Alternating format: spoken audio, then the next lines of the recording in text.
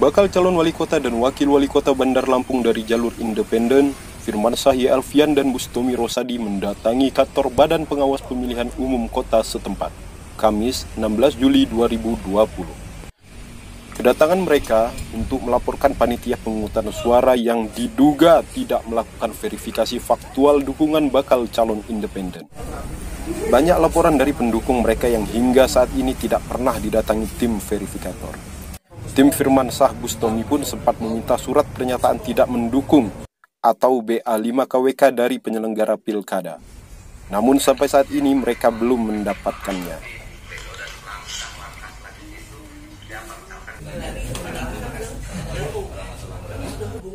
Tapi responnya kurang atau apa? Kalau saya bilang sudah melaksanakan kewajiban mendatangi ikat itu yang kewajiban mendatangi.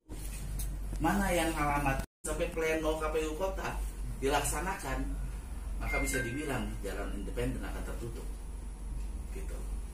Karena tidak mungkin dalam waktu hanya 3-4 hari kita bisa kumpulkan itu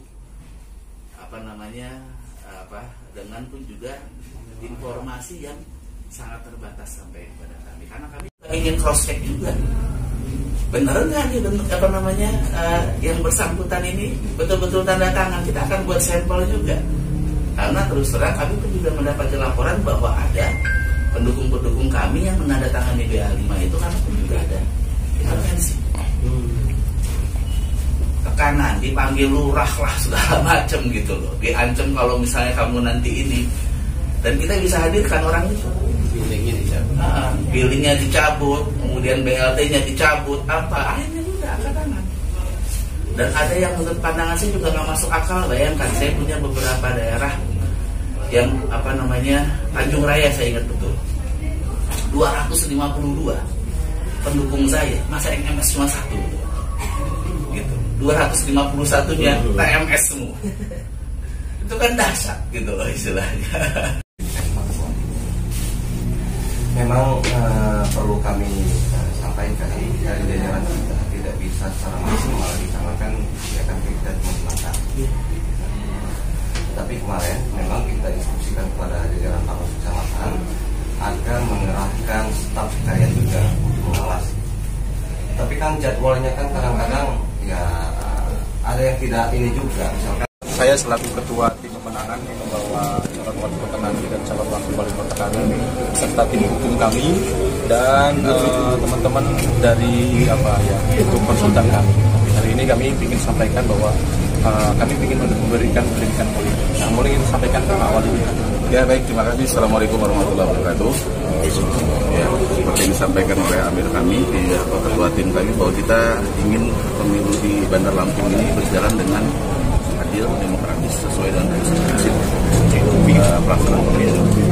Nah, maka dengan pemilihan pemilu yang berjalan adil dan demokratis, kita bisa pun juga mengusahakan agar pimpinan yang terpilih ini adalah pimpinan yang betul-betul jujur, adil dan benar.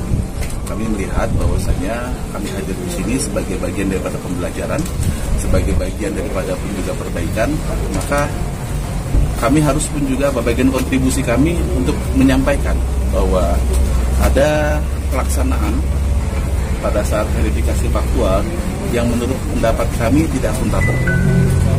Kalau kita berbicara pemilu yang transparan, yang akuntabel, yang bisa dipertanggungjawabkan, maka segala sesuatu itu harus pun juga terdokumentasi dengan baik. Kami melihat pada saat pelaksanaan yang pertama ya poinnya, pada saat pelaksanaan pleno di PPS, kami tidak diberikan informasi. Kemudian pada saat pun juga pelaksanaan pleno di kecamatan, di saat kami meminta BA5, kemudian kami meminta berita atau bukti bahwasanya betul loh PPS dan PPS ini sudah melaksanakan tugasnya dengan baik, yaitu mendatangi pendukung. Dalam aturan KPU bahwa wajib PPS ini mendatangi pendukung door to door. Pada saat sudah menjumpai, maka ditanyakan apakah mendukung atau tidak. Dan pada saat mengatakan tidak mendukung, ada B5 yang harus ditandatangani. Di situ ada dokumentasinya. Nah, pada saat pun juga misalnya dikatakan ada pendukung yang tidak bisa dijumpai, maka wajib ini yang namanya PPS ini untuk mendatangi sampai 3 kali. Ini aturan KPU-nya. Nah, pada saat ini kami minta mana berita acara kunjungannya. Karena yang namanya tadi aturan itu kan harus kita pun juga pada saat kita mengatakan bahwa harus datang 3 kali, maka pada saat pun juga dia tidak bisa menjumpai, di rumahnya kan pasti ada orang yang tinggal di rumahnya yang bisa pun mengatakan oh dia tidak ini, tapi ada berita acaranya. Sehingga pun juga betul-betul kerja PPS ini akuntabel, bisa dipertanggungjawabkan. Nah, pada saat kami minta itu tidak bisa dihadirkan, tidak bisa pun juga ditampilkan, ditunjukkan kepada kami. Maksud B5? B5 pun juga tidak ditunjukkan kepada kita. Dan kami juga mendengar langsung dari konstituen kami, dari pendukung kami, usah jauh-jauh ini Pak Wakil Wali Kota ini, ya Pak Bustomi ini tidak didatangi di rumahnya. Kakak-kakak saya, kemudian pun juga karyawan kami di Dharma Jaya itu lebih dari 50% tidak didatangi oleh PPS. Dan hasilnya TMS. Gitu loh. Memang betul KPU atau PPS menghubungi LO kami untuk juga menghadirkan. Tapi ada tahapan yang terlewat di sini.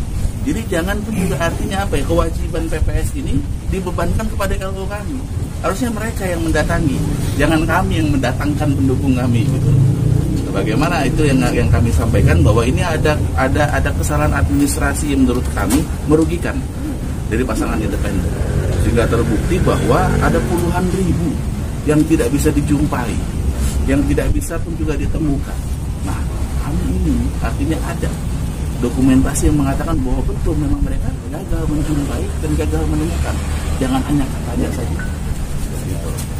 Itu mungkin yang proses kita apa sampai sini aja atau nanti nunggu sikap dari pasangan itu seperti dari pasangan calon Firman dan Rosadi, mereka menyampaikan laporan kepada kita terkait dengan adanya PPS yang informasi dari mereka yang tidak mendatangi pendukung mereka. Itu ya kita belum melihat berkasnya apa DMS-kan atau di TMS-kan, tetapi mereka melihat proses itu yang dilaporkan kepada kita.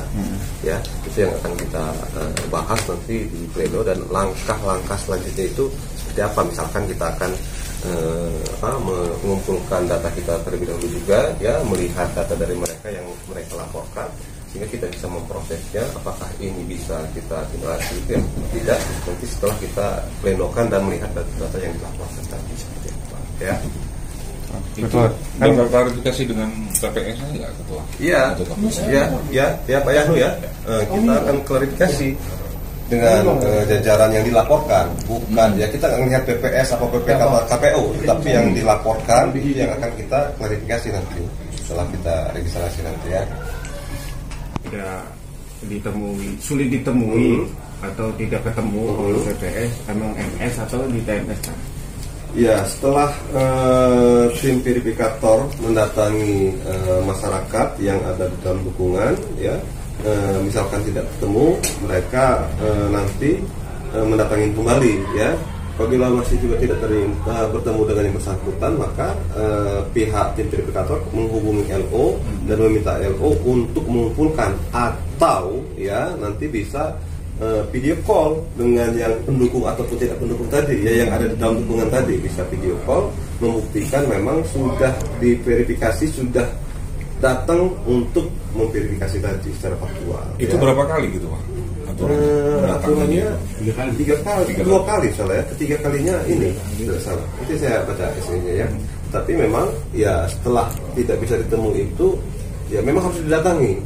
Ketika tidak bertemu, maka ya ada koordinasi dengan tim LO untuk mengumpulkan